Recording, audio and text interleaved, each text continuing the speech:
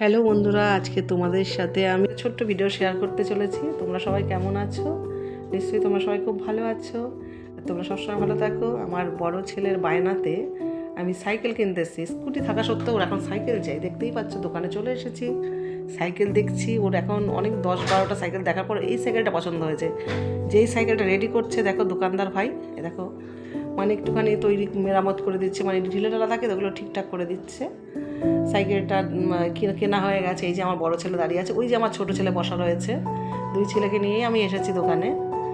আর খুব দোকানদার বলছে আপনার ছেলের পছন্দ খুব ভালো, খুব সুন্দর হয়েছে সাইকেলটা, নীল কালারের মধ্যে। আমার বড় ছেলের খুব মানে পছন্দর দিকে খুবই ভালো বলতে গেলে। আমার পছন্দ তো ওর হবে না। এই দোকানদারের এখন সাইকেলটা রেডি হয়ে গেছে, এখন ও সাইকেলটা চালাবে। এই যে আমার বড় ছেলে উঠে গেছে সাইকেল, এই যে দেখতে পাচ্ছ, এই দেখো।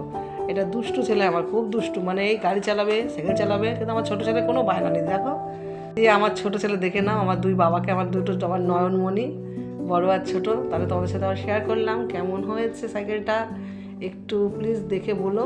ঠিক আছে বন্ধুরা, তাহলে আমি এখানে ভিডিওটি শেষ করলাম। কেমন হয়েছে তোমরা নিশ্চয়ই জানাবে কমেন্ট বক্সে। রাখছি তাহলে।